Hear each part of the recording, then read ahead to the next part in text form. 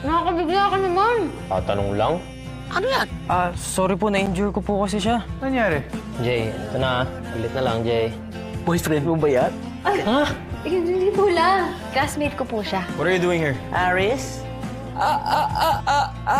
Kailan ka pa naging bastos? Kanino ka nga, anak, Yuri? Kina Yumori at Yakito Hanamichi po. Oh, Japanese.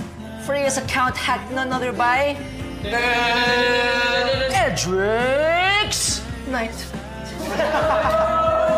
How about a thank you? Oo nga.